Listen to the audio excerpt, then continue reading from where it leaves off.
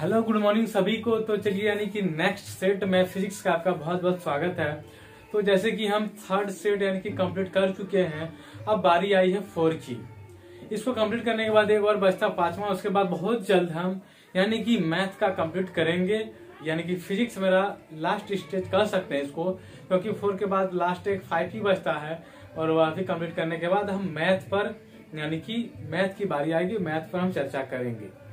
तो चलिए आज का जो है सेट नंबर 4 में बात करते हैं क्वेश्चन नंबर 1 से फिजिक्स का सेट नंबर 4, इसका 5 होगा, फिर मैथ की बात करेंगे।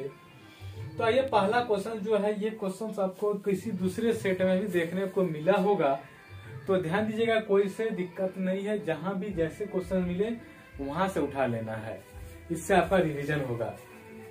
तो पहला कहता निम्नलिखित में से कौन सा विद्युत क्षेत्र की इकाई है। तो ये क्वेश्चन शायद हो चुका है किसी नेक्स्ट यानी कि दूसरे सेट में। पहला क्वेश्चन क्या कहता है कि निम्नलिखित में से कौन सा विद्युत क्षेत्र की इकाई है। पहला ऑप्शन है कूलम, दूसरा है न्यूटन, तीसरा है वोल्ट, चौथा है न्यूटन बटे कूलम यानी कि N/C।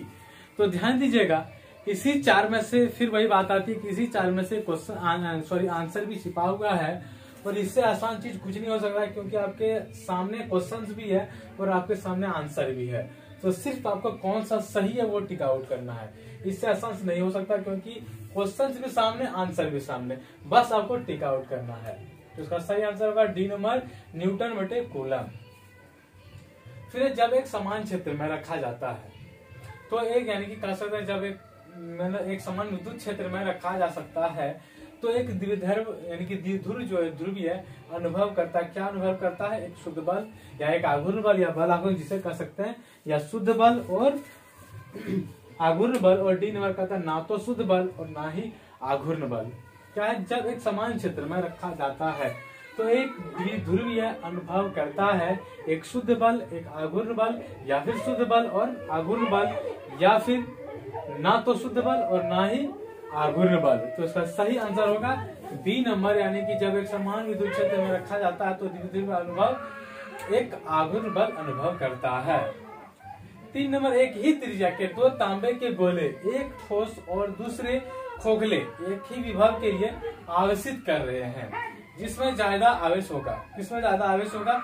ठोस गोला में या फिर खोखला गोला में, या दोनों पर समान आवेश होगा, या फिर डी नहीं, इनमें से कोई नहीं।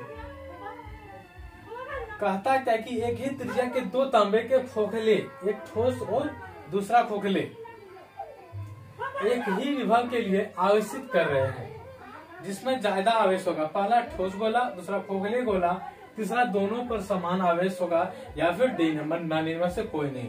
तो 3 नंबर का जो सही आंसर होगा, दोनों पर क्या होगा? आवेश समान होगा।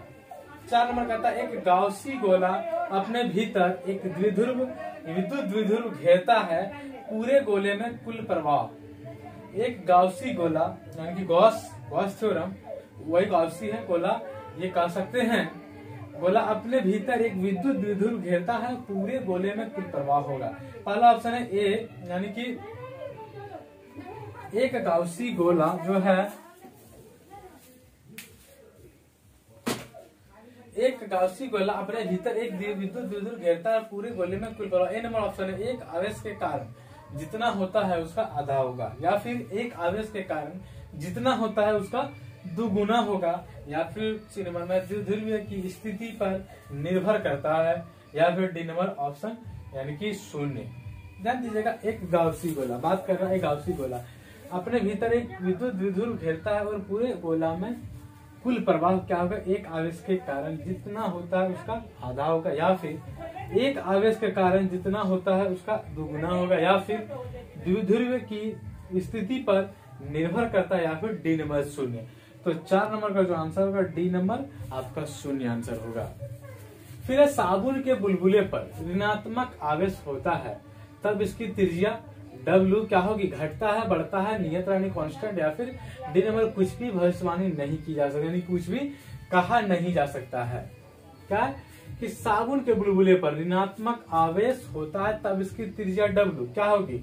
घटती है या बढ़ती है, या नियत रहती है यानी कि कांस्टेंट, या डी नंबर कुछ भी भविष्यवाणी नहीं की जा सकती, यानी कि कुछ भी कहा नहीं जा सकता है।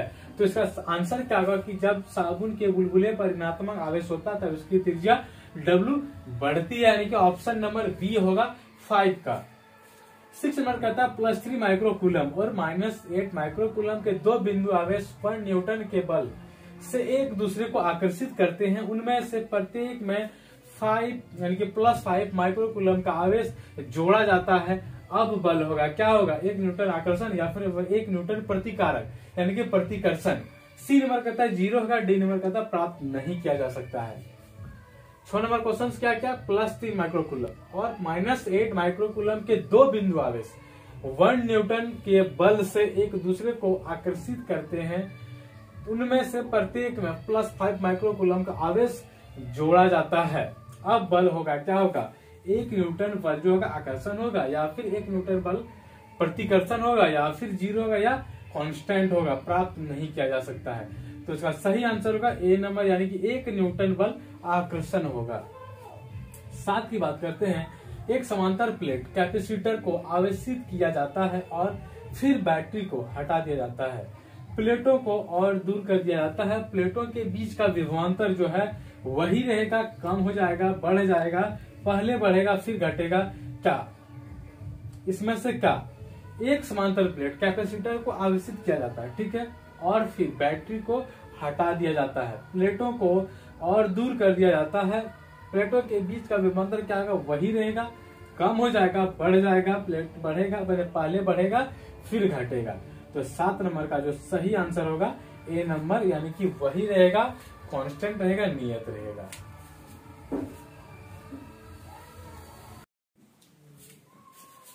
आइए अब 18 नंबर की बात करते हैं। तो 18 नंबर का क्वेश्चन क्या कहता है, एक प्रोटॉन यानी कि कितना 5T के समान चुंबकीय क्षेत्र में 4 × 10⁷ मीटर प्रति सेकंड वेग से क्षेत्र के लंबवत प्रवेश करता है। प्रोटॉन पर लगने वाला चुंबकीय बल जो है प्रोटॉन का आवेश कितना दिया गया है 1.6 इंटू यानी कि 10 से लेकर 19 के बीच में, यानी कि कूलम।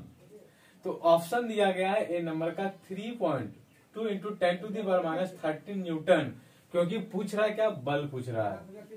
तो बल का जो ऐसा मात्रा होता है न्यूटन, इसलिए इसको आंसर भी देना है न्यूटन में। तो पहला ऑप्शन है 3.2 × 10⁻³ न्यूटन। बी नंबर है 3.2 × 10⁻11 न्यूटन और सी है 2.3 × 10⁻³ न्यूटन और डी नंबर है 3.0 × 10⁻10 न्यूटन।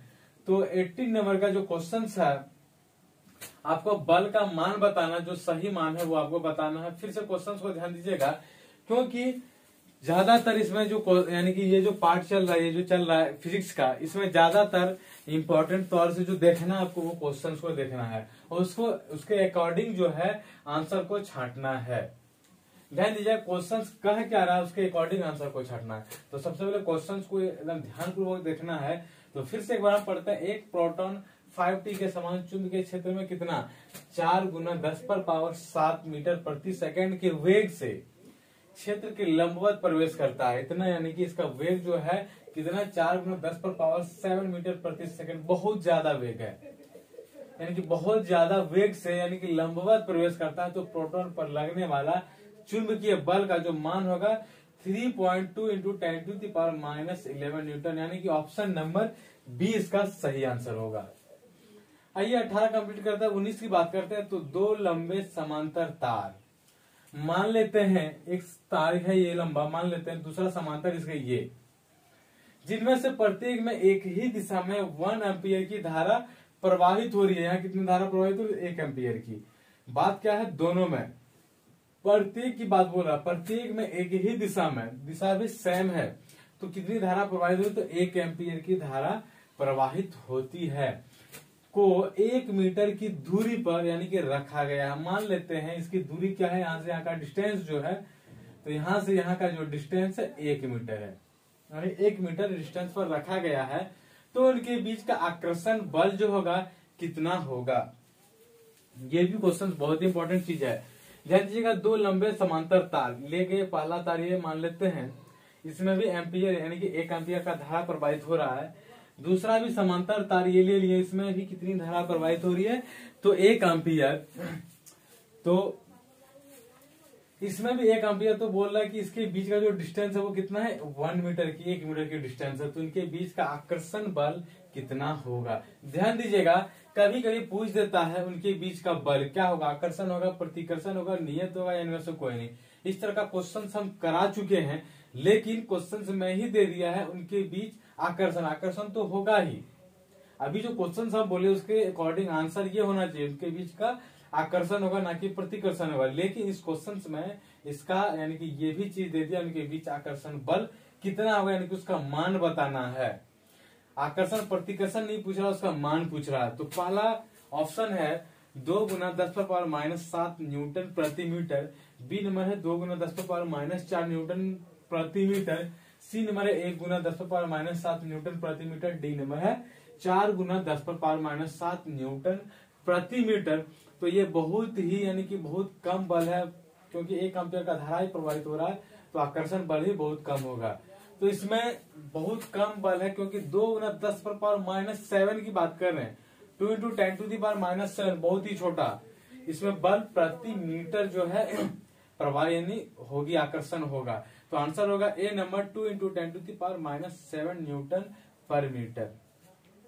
20 नंबर की बात करते हैं, लॉरेंज बल के लिए व्यंजक यानी कि लॉरेंज बल के लिए इसमें से कौन सा इक्वेशन सही होगा। किसके लिए, लॉरेंज फोर्स के लिए, लॉरेंज का नियम के लिए कौन सा इक्वेशन जो है सही होगा। तो इक्वेशन देख रहे हैं, ए नंबर है F बराबर क्यू, बी नंबर जो F बराबर क्यू ब्रैकेट बी क्रॉस भी, सी नंबर जो है F बराबर क्यू बड़ी ब्रैकेट के अंदर है E प्लस भी क्रॉस भी, फिर ब्रैकेट बंद है, डी नंबर में क्यू ई प्लस भी क्रॉस भी। तो इसमें से छांटना है आपका कौन सा लॉरेंज बल का जो इक्वेशन होगा, व्यंजक जो होगा वो आपको सही कौन सा वो आपको छांटना है। तो ये होगा सी नंबर इसका सही आंसर, यानी कि लॉरेंज बल का इक्वेशन ये आपका आएगा। ये आप डिराइव करके देखेंगे तो ये आंसर यानी कि आपका ये इक्वेशन आता है। अब किसकी बात करते हैं, निम्नलिखित में से कौन चुंबकीय क्षेत्र की इकाई नहीं है। पहला ऑप्शन है टेस्ला, बी है गॉस, तीसरा ऑस्ट्रिन और चौथा है डी यानी कि वेबर प्रति मीटर स्क्वायर। ध्यान दीजिएगा, कहा क्या रहा है कि निम्नलिखित में से कौन चुंबकीय क्षेत्र की इकाई नहीं है। इसमें से ये नहीं पूछा कि निम्नलिखित में से कौन सा चुंबकीय क्षेत्र की इकाई है, ये तो नहीं पूछा, लेकिन पूछा क्या है कि निम्नलिखित में से कौन चुंबकीय क्षेत्र की इकाई नहीं है। तो ए नंबर क्या बोले, टेस्ला, बी बोले गॉस, तीसरा बोले ऑस्ट्रिन, चौथा बोले वेबर प्रति मीटर स्क्वायर। तो सही आंसर क्या होगा, यानी कि चुंबकीय क्षेत्र की इकाई नहीं है तो कौन, ऑस्ट्रिन। फिर चुंबकीय क्षेत्र की ऐसा इकाई का उल्लेख करें, गॉस, टेस्ला यानी कि का पूछ क्या रहा है, पूछ रहा है चुंबकीय क्षेत्र की इकाई का यानी कि इसका इकाई क्या है, मात्रक क्या है। चुंबकीय क्षेत्र का ऐसा ही मात्रक क्या है वो चीज पूछ रहा है। क्वेश्चन का सीधा सीधा तौर पर देखा जाए तो, लेकिन क्वेश्चन क्या कह रहा है, चुंबकीय क्षेत्र की ऐसा इकाई का यानी कि उल्लेख कर यानी कि ऐसा ही मात्रक बतावे। ए नंबर है गॉस, बी नंबर है टेस्ला, सी नंबर है वेबर, चौथा है नन, इनमें से कोई नहीं। तो आंसर क्या होगा, टेस्ला। चुंबकीय क्षेत्र की ऐसा ही मात्रक होता है टेस्ला। उसके बाद है लॉरेंज बल क्या है। यहाँ भी लॉरेंज बल के लिए हम इक्वेशन की बात किए 20 नंबर में, लेकिन 23 में बोल रहा है लॉरेंज बल जो है क्या है। ऑप्शन नंबर ए, चुंबकीय क्षेत्र में गतिमान आवेश पर, बी नंबर है एक समान चुंबकीय क्षेत्र में धारावाही चालक पर, सी नंबर है समांतर धारावाही चालकों पर, डी नंबर है नन। क्या है, पूछ क्या रहा है, लॉरेंज बल क्या है, तो उसके अकॉर्डिंग आंसर इसमें से छांटना है। तो आंसर नंबर ए होगा, चुंबकीय क्षेत्र में गतिमान आवेश पर बल। 24 नंबर, पृथ्वी के चुंबकीय क्षेत्र की तीव्रता है, इसमें से कौन सा, हर जगह स्थिर रहेगा या फिर हर जगह शून्य या फिर बहुत अधिक वाले मान या फिर पृथ्वी की सतह पर एक समान स्थान से दूसरे स्थान पर भिन्न होता है। तो इसका आंसर जो है डी नंबर होगा, यानी कि पृथ्वी के चुंबकीय क्षेत्र की तीव्रता पृथ्वी की सतह पर एक स्थान से दूसरे स्थान पर भिन्न होता है, यानी कि भिन्न भिन्न होता, अलग अलग होता है। 25 की बात करते हैं, निम्नलिखित में से कौन पृथ्वी के चुंबकीय क्षेत्र के लिए जिम्मेदार है। ए नंबर, पृथ्वी के क्रोड में संवहनी धाराएं, बी नंबर है पृथ्वी के क्रोड में विविध धारा, सी नंबर है पृथ्वी के घूर्णन गति, डी नंबर जो है पृथ्वी की रेखीय गति। फिर से क्वेश्चन से एक बार, निम्नलिखित में से कौन पृथ्वी के चुंबकीय क्षेत्र के लिए जिम्मेदार है। पृथ्वी के क्रोड में संवहनी धाराएं, पृथ्वी के क्रोड में विविध धारा, पृथ्वी की घूर्णन गति, पृथ्वी की रेखीय गति। तो आंसर होगा ए नंबर, पृथ्वी के क्रोड में संवहनी धाराएं। 26 की बात करते हैं, निम्नलिखित में से किस स्वतंत्र राशि का उपयोग पृथ्वी के चुंबकीय क्षेत्र को निर्दिष्ट करने के लिए नहीं किया जाता है? तो पहला है चुंबकीय दिक्पात, उसके बाद है बी नंबर चुंबकीय नमन, फिर है पृथ्वी के चुंबकीय क्षेत्र का क्षैतिज घटक, और डी नंबर है पृथ्वी के चुंबकीय क्षेत्र का लंबवत घटक। यानी कि क्वेश्चन फिर एक बार, निम्नलिखित में से किस स्वतंत्र राशि का उपयोग पृथ्वी के चुंबकीय क्षेत्र की यानी कि चुंबकीय क्षेत्र के निर्दिष्ट यानी कि करने के लिए नहीं है? तो ऑप्शन नंबर ए क्या कहता है कि चुंबकीय दिक्पात का कौन, यानी कि बी नंबर है चुंबकीय नमन कौन, सी नंबर है पृथ्वी के चुंबकीय क्षेत्र का क्षैतिज घटक, और डी नंबर है पृथ्वी के चुंबकीय क्षेत्र का लंबवत घटक। तो इसका आंसर 26 नंबर का होगा डी नंबर, पृथ्वी के चुंबकीय क्षेत्र का लंबवत घटक। आइए अब यानी कि 27 नंबर की बात करते हैं, 27 नंबर की। तो कहता एन घुमाव, ए अनुप्रस्थ काट का क्षेत्र की कुंडली का तल बी चुंबकीय क्षेत्र के समांतर रखी हुई है, कुंडली से जुड़ा चुंबकीय फ्लक्स होगा। क्या होगा? बोलता क्या कि एन घुमाव, यानी कि टर्म्स लिया गया है एन, ध्यान दीजिएगा, टर्म्स एन, क्षेत्रफल एरिया ए, अनुप्रस्थ काट का क्षेत्रफल ए माना है कि कुंडली का तल बी यानी कि चुंबकीय क्षेत्र बी के समानांतर रखी हुई है, कुंडली से जुड़ा चुंबकीय फ्लक्स होगा NAB/2, बी नंबर है NAB, सी नंबर है NAB/4, डी नंबर है 0। तो इसी में से आपको एक सही आंसर टिक आउट करना है, तो इसका सही आंसर होगा डी नंबर 0। 28 कहता अधिष्ठापन की भूमिका तुल्य है संवेग के, बल के, ऊर्जा के, जड़ता। ध्यान दीजिएगा, अधिष्ठापन की भूमिका तुल्य है किसमें? संवेग, ए नंबर संवेग, बी नंबर है बल, सी नंबर है ऊर्जा, डी नंबर है जड़ता। यानी कि इसका आंसर होगा डी नंबर जड़ता। 29 की बात करें, समान दिशा में समान मात्रा में विद्युत धारा प्रवाहित करने वाली दो समान समाक्षीय कुंडलियां P तथा Q के निकट लाई जाती है विद्युत धारा। ध्यान दीजिएगा, समान दिशा में समान मात्रा में विद्युत धारा क्या होती है?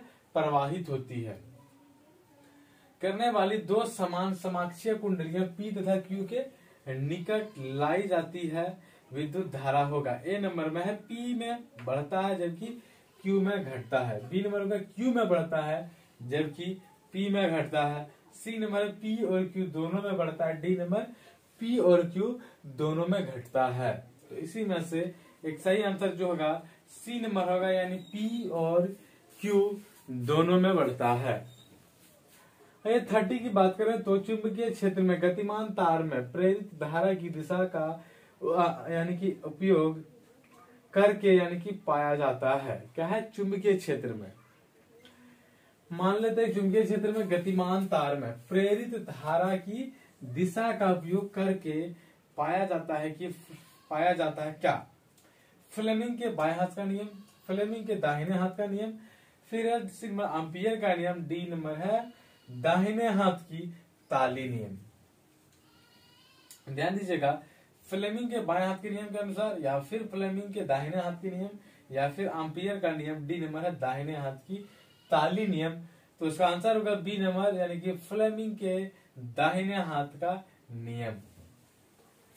आइए बात करते हैं 31, यानी कि लेंज का नियम किसके संरक्षण के नियम का परिणाम है? तो ए नंबर है चार्ज यानी कि आवेश, फिर है ऊर्जा, फिर है प्रेरित विद्युत वाहक बल, और डी नंबर है प्रेरित विद्युत धारा की बात कर रहे हैं। लेंज का नियम किसके संरक्षण के नियम का क्या है? परिणाम है। चार्ज, एनर्जी, और उसके बाद सी नंबर है प्रेरित विद्युत वाहक बल, और डी नंबर है प्रेरित विद्युत धारा। तो जो सही आंसर होगा ये होगा ऊर्जा, यानी कि लेंज का नियम ऊर्जा संरक्षण के नियम का परिणाम है। तो 31 नंबर का जो आंसर होगा वो होगा ऊर्जा। तो आज मेरा यानी कि सेट 4 कंप्लीट होता है, और नेक्स्ट डे जो होगा सेट 5 जो कि अंतिम सेट बचा है। उसके बाद हम बहुत जल्द मैथ स्टार्ट करेंगे, यानी कि जैसे ही सेट 5 कंप्लीट होता है और हम मैथ का यानी कि स्टार्ट कर देंगे। तो फिर मिलेंगे नेक्स्ट क्लास में, तब तक के लिए थैंक यू।